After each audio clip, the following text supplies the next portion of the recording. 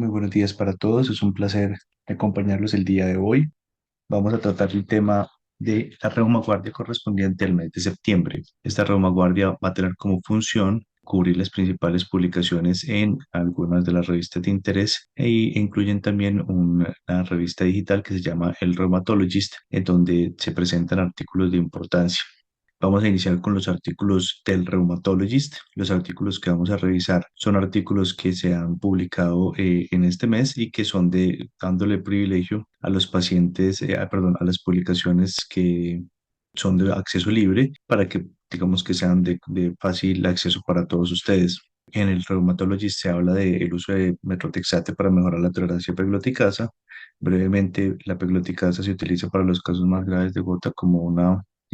enzima uricasa recombinante con pegilada para tener mayor vía media y su principal respuesta o problema es la pérdida de respuesta por desarrollo de reacciones contra el biológico y pérdida de respuesta por fenómenos inmunológicos, y en este estudio se demostró que había una disminución en la tasa de pérdida de respuesta y que se lograba mantener la respuesta. ¿Por qué es importante? En nuestro medio no hay pegloticasa, pero rescata lo que se había mostrado, por ejemplo, en el concierto, donde se demostró que Metotexate mejoraba la tasa de retención de biológicos en artritis y pudiera dar un poco más de solvencia y evidencia cuando queremos dejar Metotexate para preservar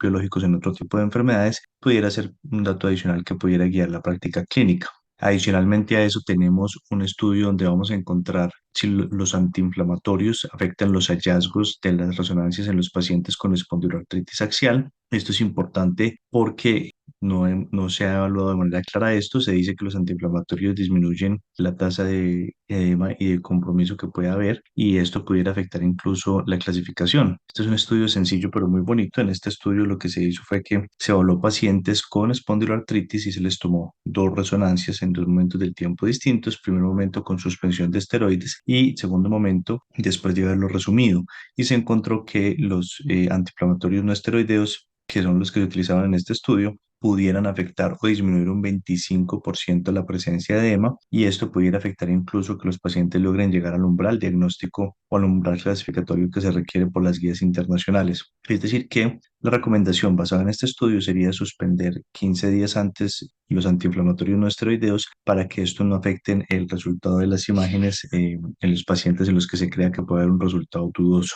Continuamos con el American College of Rheumatology. En este American College of Rheumatology tenemos algunos estudios que vamos a mencionar. El primero de los estudios es un estudio de resonancia magnética donde se evaluó la secuencia natural en la cual las articulaciones que tienen inflamación pueden comportarse tanto en los pacientes que progresan como en los pacientes que resuelven, utilizando la definición de una artropatía o de una artritis sospechosa de progresión a artritis reumatoide. En este estudio, lo que se evaluaron fue una serie de pacientes que fueron de un paciente estudio que se llama el estudio Treat Earlier, donde se evaluaron sus resonancias. Se evaluaron 52 resonancias de pacientes progresores y 133 de pacientes con resolución, y lo que encontraban es que en los pacientes que progresaban, la secuencia era tenosinovitis, senovitis y finalmente osteitis, siendo el hallazgo, digamos que más cercano al momento de desarrollo de la artritis y, por decirlo de alguna forma, su heraldo. Mientras que en la resolución primero se resolvía la tenosinovitis, luego la sinovitis y finalmente la osteitis, que también puede ser útil en los pacientes.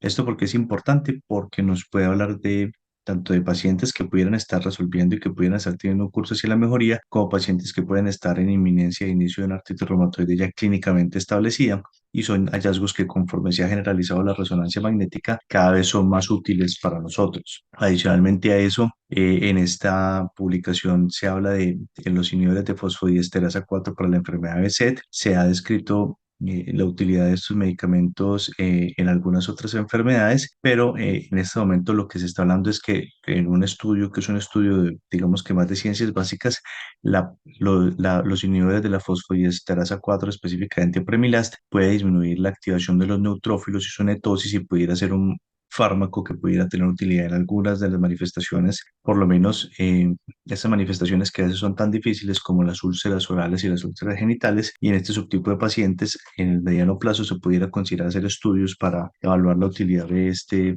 tipo de medicamentos. Otro dato que es interesante, que les pido que tengan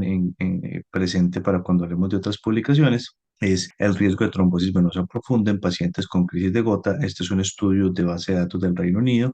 donde se evalúa el riesgo de trombosis en las siguientes días después de haber presentado un episodio de gota. ¿Qué fue lo que se encontró? Que en 314 pacientes que fueron pacientes que cumplieron el criterio, es decir, que tuvieron crisis de gota sin tener una trombosis venosa al momento en el que se presentó el diagnóstico de gota, pero sí se hizo seguimiento posterior, el riesgo era de 2,31 con un intervalo de confianza del 95% entre 1,39 y 3,82, lo que nos dice que el proceso inflamatorio de la gota sí puede aumentar el riesgo de trombosis y nos habla de lo que se va a hablar incluso en los criterios de síndrome antifosfolípido que veremos adicionalmente a eso, que este tipo de fenómenos inflamatorios per se sí tiene una carga trombótica importante.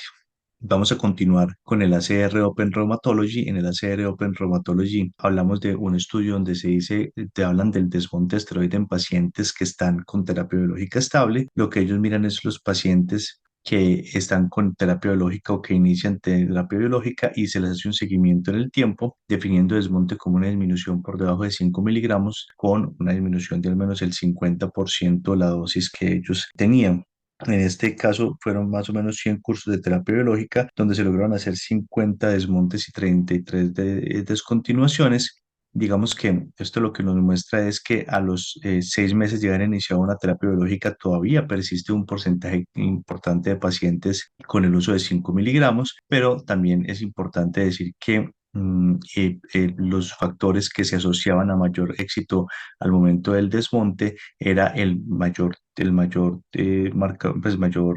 seropositividad de factor reumatoide, mayor velocidad de sedimentación, mayor uso de terapia biológica antes de iniciar la terapia de IMAR, el menor tiempo desde el inicio de la terapia de IMAR hasta la fecha de inicio del desmonte de los esteroides y la mayor dosis de esteroide previamente utilizada, lo que en términos generales dice que cuando empezamos una terapia biológica, si el paciente se le inicia la terapia biológica principalmente por inflamación, es donde mayor veremos los beneficios o las bondades de la terapia biológica para desmontar el esteroide. También hablan de que no se presentaron casos importantes de insuficiencia suprarrenal, lo que nos habla de que estamos hablando de que posiblemente en este tipo de pacientes el desmonte de esteroides, si bien no será realizable en todos los pacientes, es menester intentarlos en la totalidad. Tenemos otro estudio de espondiloartritis. En este caso estamos hablando del efecto de los biológicos en los distintos tipos de espondiloartritis. En este caso se comparan cuatro subgrupos: pacientes con PCR y resonancia positiva y PCR negativa, resonancia negativa y PCR positiva y resonancia y PCR negativo, es decir, los dobles positivos, los dobles negativos, los que son positivos solamente para resonancia y los que son positivos solamente para proteína C reactiva. En este caso se encontraron de los pacientes digamos que se evaluaron de 5 estudios en el que habían 729 pacientes sometidos a inhibidores del TNF y 794 pacientes sometidos a estudios de inhibidores de interleuquina 17. Y lo que se buscó era ver la respuesta a ASAS 40 y el BASDAI 50 en estos subgrupos de pacientes. ¿Qué fue lo que se encontró en resumen? Se encontró que para lograr estos desenlaces se necesitaba un número de 3 pacientes tratados para lograr un desenlace ASAS 40 en pacientes con PCR o resonancia positiva o con PCR positiva, y se necesitaban 6 para los pacientes con resonancia positiva o los que eran efectivamente doble negativos. Posiblemente la PCR sea el marcador más importante para predecir respuestas de los dos marcadores de PCR y resonancia, y esto quizás se deba a la definición tan difícil que tiene a veces la resonancia para poder definir dónde está el edema, cómo está el edema y qué tan importante es. Quizás pacientes que tengan resonancias altamente significativas con compromisos que sean de 4 o 5 cortes o que comprometan 3/4 partes de la articulación, posiblemente tengan un porcentaje de respuesta mucho mayor, pero nos dice efectivamente que siempre debemos tener estos dos marcadores como predictores de respuesta, y que aún en el subgrupo más negativo, que es el de PCR negativa y resonancia negativa, existe un porcentaje importante de respuesta, que es un NNT de 6 pacientes, que no es un NNT despreciable. Continuamos con la revista Journal of Rheumatology. En el Journal of Rheumatology tenemos diversos estudios que quisiéramos completar. Básicamente, tenemos un estudio que es el estudio del componente de tocilizumab en pacientes que son sometidos a suspensión de interleuquinas, de inhibidores de interleuquina 6 en artritis de células gigantes. Este es un estudio de un solo centro donde se evaluaron 114 pacientes, y estos 114 pacientes recibieron tratamiento en promedio de 2,3 años. Y lo que ellos concluyen es que a pesar de llevar al menos 12 meses de tratamiento, al menos el 50% de los pacientes que suspendían tocilizumab presentaban recaída, pero la recaída era una recaída que tenía buena respuesta al tocilizumab y que rápidamente lograban nuevamente control. Queda, digamos que la siguiente pregunta, que es lo que pasa, también pasó lo mismo con los estudios de rituximab, es que primero se demuestra eficacia, pero después tenemos que definir mantenimiento. Entonces, quizás estas sean preguntas que en los próximos años se vayan respondiendo, que hay que estarlas vigilando. Y adicionalmente a eso, les recomiendo, hay un artículo de Open Access que es el de la lesión de Biwar, es una manifestación de vasculitis cutánea rara en artritis reumatoide. Es una imagen que es bonita y me parece que teniendo en cuenta que la gran mayoría de los médicos ven cantidades importantes de artritis reumatoide en el gremio de reumatología, para el médico que asiste al médico reumatólogo, incluso para el médico reumatólogo, es importante recordar este tipo de lesiones. También tenemos un estudio que fue el estudio de el más importante quizás, que es la variación de los niveles de complemento C3-C4 en lupus eritematoso sistémico asociado con crisis de la enfermedad o desenlaces obstétricos. En este básicamente se evaluaron 172 pacientes con lupus y estos pacientes lo que se encontró es que 12,2% tuvieron crisis de la enfermedad y 19,1% complicaciones obstétricas. Tanto en los pacientes con complicaciones obstétricas como en los pacientes con crisis de la enfermedad estuvo ausente el aumento fisiológico normal del complemento, entonces digamos que podríamos decir que debería ser parte del control prenatal del paciente reumatológico con lupus la medición de complemento, tanto así que en un análisis multivariado, los niveles de C4 bajos preconcepcionales estaban asociados con un riesgo de crisis de 13,81 con un intervalo de confianza entre 3,10 y 61,43. Es decir, es un marcador que tiene un valor muy importante para alterar nuestra práctica clínica y que pudiera refinar todavía más la aproximación que tenemos a los pacientes con lupus. Este estudio mereció incluso un editorial que yo les recomiendo encarecidamente que lo lean. Y finalmente llegamos a los Annals of the Rheumatic Disease, donde vamos a mencionar algunos artículos también que van a ser importantes para ustedes. Quizás aquí algunos los haremos un poco más rápido. Hay una reducción de las células foliculares ayudadoras y de células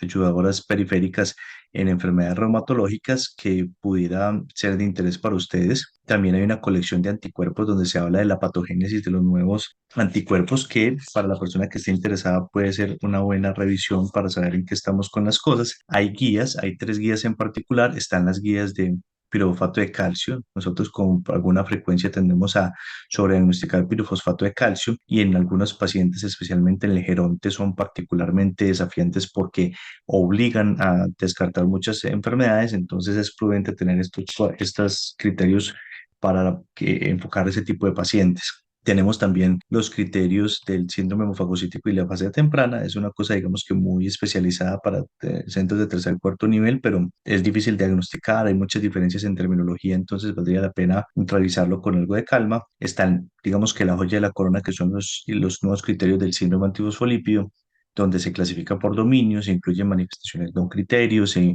diferencian los distintos tipos de trombosis, los distintos tipos de anticuerpo, y esto quizás daría para un tema, una hora entera de revisión solamente de nuestra percepción al respecto, pero lo que sí es cierto es que son criterios nuevos que tendremos que ver si van a manifestar, a permanecer en el tiempo o si quizás van a tener la misma suerte que los criterios SLIC de lupus de clasificación que ser muy sensibles, perdieron especificidad y en la práctica clínica terminaron siendo no muy utilizados. Hay algunos aspectos que pudieran ser un poco controversiales al respecto, como por ejemplo la inclusión del lívido reticularis dentro del puntaje, que pudiera ser que es una manifestación tremendamente sensible pero con baja especificidad, pero digamos que esto ya amerita revisarlo con mucho cuidado, con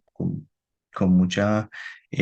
filigrana y de definir, digamos que cuál va a ser nuestra posición al respecto. Tenemos también un estudio que es un estudio de costo-utilidad en los pacientes, donde se evaluaron 3 estrategias a través de simulaciones para disminución de terapia biológica en pacientes con artritis reumatoide, la disminución del 50%, la descontinuación, que es una disminución del 50%, seguido de una descontinuación que se llama desescalación o la descontinuación franca. Y lo que ellos encontraron es que posiblemente la mejor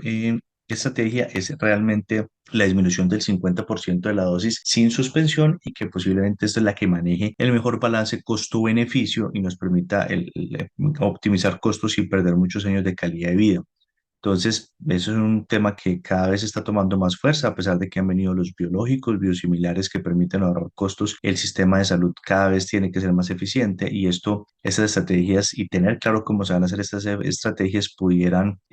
optimizar eso y hacer que los recursos lleguen muchísimo más a muchísimo más pacientes. También tenemos una continuación del estudio Gloria. El estudio Gloria toca nuevamente el tema de descontinuación de, de prednisolona 5 miligramos en pacientes con artritis reumatoide. Brevemente, el estudio Gloria le dio a los pacientes con mayores de 65 años prednisolona 5 miligramos como parte del manejo de la artritis reumatoide y lo que ellos encontraron es que en este tipo de pacientes se intentó hacer el desmonte, fueron 191 pacientes que fueron candidatos a desmonte y el desmonte generó una diferencia de 0.6, 0.16, me disculpo, puntos de diferencia en el DAS 28 con una diferencia de crisis del 45 versus el 38% entre los que eran desmontados y los que no desmontaban y con un riesgo de crisis de 1.37 con un intervalo de confianza que iba desde el 0.98 hasta el 1.98 sin presentar episodios de insuficiencia renal, lo que demuestra que el desmonte en este grupo de pacientes pudiera llevar a algún pequeño aumento transitorio de la enfermedad y pudiera aumentar un poco el riesgo de crisis. Y con lo que ya hemos discutido, pues digamos que es una labor que si bien puede ser difícil, es necesaria en este grupo de pacientes, recordando que los pacientes mayores de 65 años acumulan mayor daño por el uso de esteroides en menor tiempo y por lo tanto, si bien tenemos bondades de su uso, también tenemos un mayor riesgo y debemos optimizar de manera más eficiente en esta población. También tenemos otros estudios, que es el estudio de los inhibidores del SGLT2 en los pacientes con nefritis lúpica y daño de podocitos. Este fue un modelo Murido donde se utilizaron unos ratones que eran propensos a la nefritis lúpica y se evaluó la efectividad del SGLT2. Se encontró que el SGLT2 se coexpresaba con la sinaptopodina que está localizada en los podocitos y que su inhibición al parecer a través de la empaglifosina, mejoraba la inflamación y mejoraba la autofagia a través de unas vías que es el mTORC1.